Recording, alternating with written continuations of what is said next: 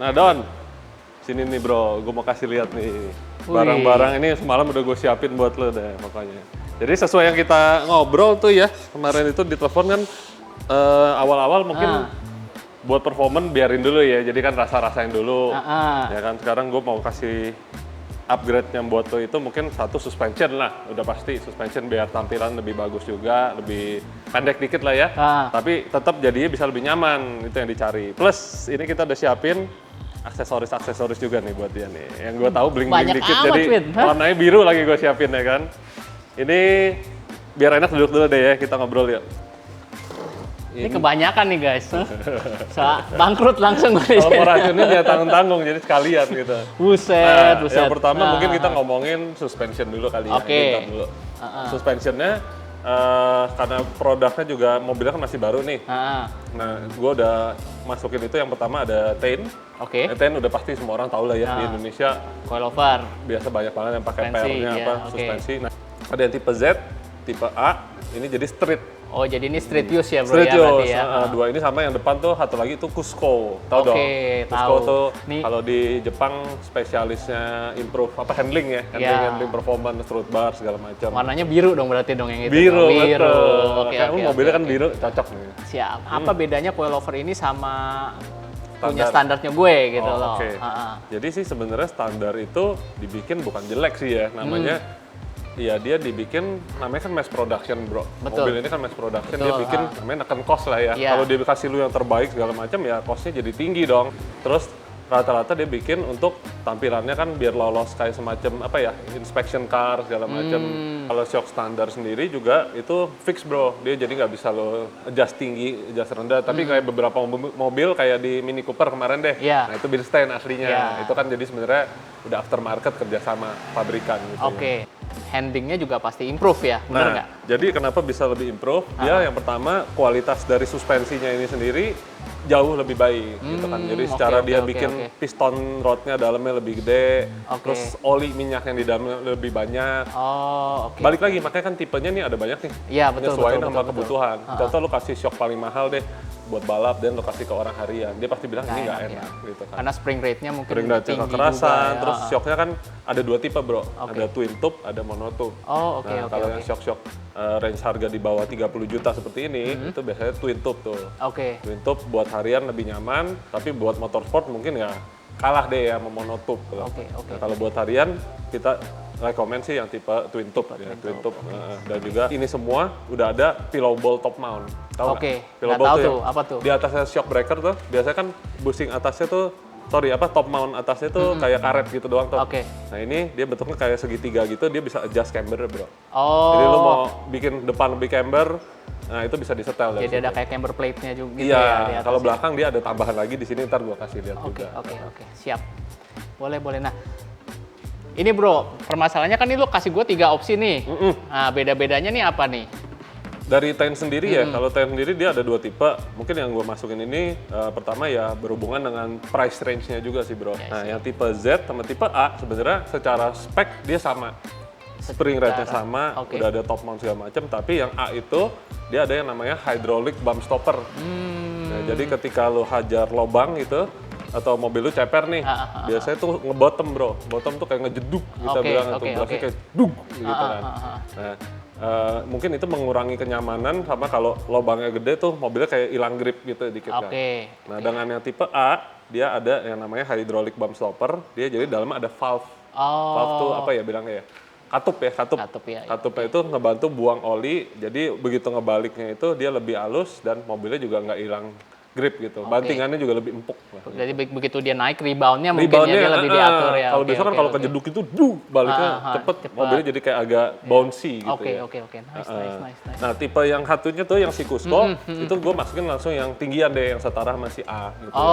Kenyamanan dari sebuah suspensi itu kan juga tergantung dari spring rate-nya ya. Iya. Maksudnya kalau kekerasan pernya ya. Jadi antara 3 ini ada bedanya nggak sih spring rate-nya? Ada.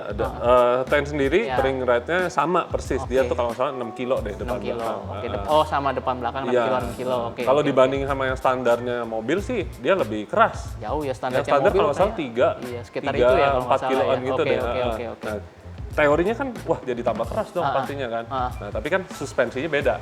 dari shocknya karakter sendiri dia bisa shocknya main sendiri, ya. olinya yang di dalamnya beda, pegasnya juga beda, makanya jatuhnya bakal lebih premium gitu. Iya, dan itu mungkin shocknya bisa di-adjust keras lembutnya juga Masih ya. bisa, namanya ada adjustable damper Oke, kalau itu. oke, Jadi damper tuh putaran di atas pala shocknya, diputar ada kayak bunyi tik tik tik tik gitu. Nah itu ngatur berapa deras oli yang dia akan buang atau dia tahan gitu. Oh, jadi oke, makin lo tahan, pastinya dia jadi makin lebih firm ya. Oke. Jadi ya baliknya jadi lebih telat gitu. telat. Kalau lo umpukin dia jadi shocknya lebih main gitu. I see. Nah genjotnya jadi lebih cepet lah.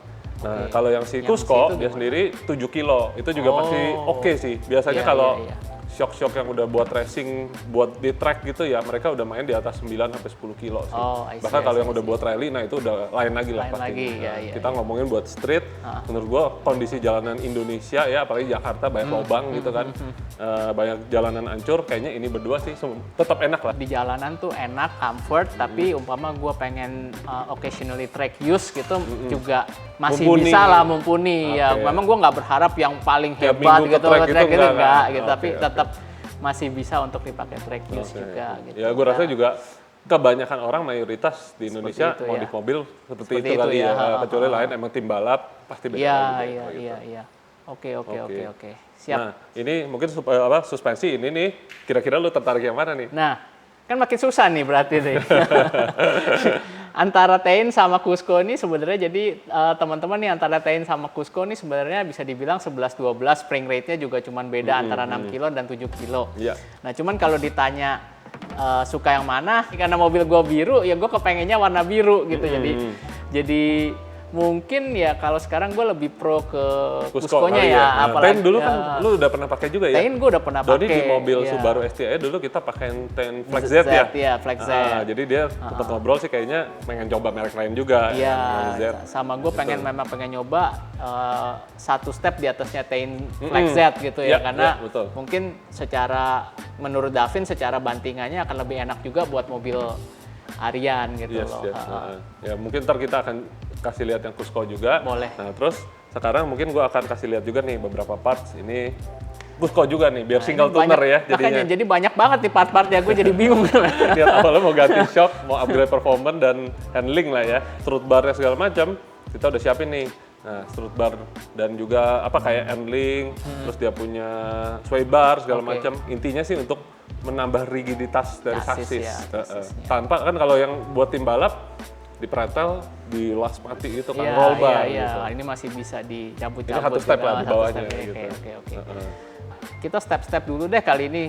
Kita coba pasang coilover dulu, terus Ya. kita rasain maksudnya bedanya apa sih antara shock standar sama coilover. Oke. Nah, setelah itu baru nanti kita tambahkan ada macem-macem tuh, kata lo ada strut bar lah, ada sway bar lah, ada handling lah gitu. Baru kita tambah-tambahin tuh satu-satu supaya kita bisa tahu nih bedanya apa sih setelah itu Ya, gitu kan nanti. Ya udah, kayaknya sih gue kali ini Pilih yang Cusco deh ya. Iya, pilih yang Cusco deh. Berhubung di STI gue udah pakai Tein, sekarang gue coba Cusco deh. Oke. Ya, dan itu berhubung warnanya juga sama-sama biru supaya Yes. makin cakep ya. Nah, untuk dampernya, coilover ini bisa di-adjust 40 klik. Jadi, gua set dulu aja di 25 klik mundur dari hard. Nanti kalau berasa kurang stiff, akan gue increase pelan-pelan. Untuk settingan cepernya, gue hanya ingin supaya mobil turun 2,5 jari depan dan 2 jari belakang. Soalnya, mobil masih pengen bisa dibawa kemana-mana. Gue juga pasang adjustable sway bar link depan dan belakang. Gunanya supaya sway bar kembali ke posisi awal, walaupun mobil sudah diceperin.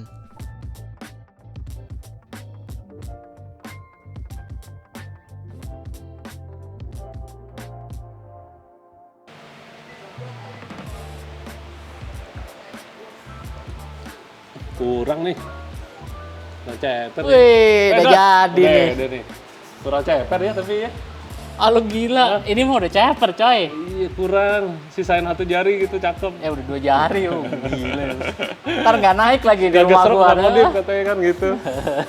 Jangan, Tapi jangan. udah jauh lebih inilah ya. Jauh lebih ceper, manis ya. lebih manis. Ini sih kalau isi berdua ya jatuhnya jatuh 1 jari kali ya. Dan kalau lu ganti velg aman nih, harusnya nih nggak gesrok segini nih. Iya. Tapi jadi peleknya kelihatan masuk banget ya sekarang ya. Iya, soalnya kan jadi rada camber dikit ya. Lu kan Iya. pendekin otomatis camber dikit. Nah, kayak gini nih guys. Kalau peleknya dikeluarin dikit kayaknya bagus. Lebih cakep.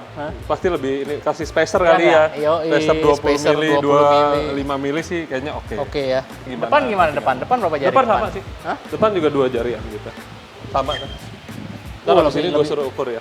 Oh, ini 2 jari mepet ya depan ya. Kalau sana masih agak lega ya.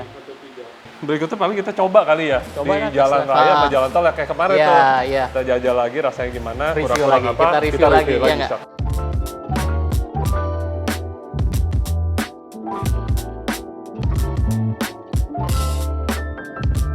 Oke, untuk impresi awal, ride quality dari coilover ini berasa sedikit lebih stiff dari stock suspension. Tapi masih enak banget buat harian, karena dampingnya tetap terjaga dengan baik.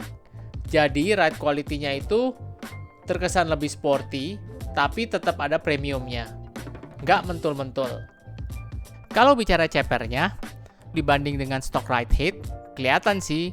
Jadi mobilnya sekarang kelihatan lebih berisi, lebih napak, dan lebih sporty. Tapi gue sih sebenarnya pengen turun depan 1 jari lagi dan mungkin belakang 1,5 jari lagi ya. Cuma dilema juga, karena kalau diturunin segitu udah nggak praktis lagi kayaknya. Kemana-mana udah mulai susah. Nah, menurut kalian gimana nih? Apakah gue perlu ceperin lagi? Atau segini aja udah cukup ya?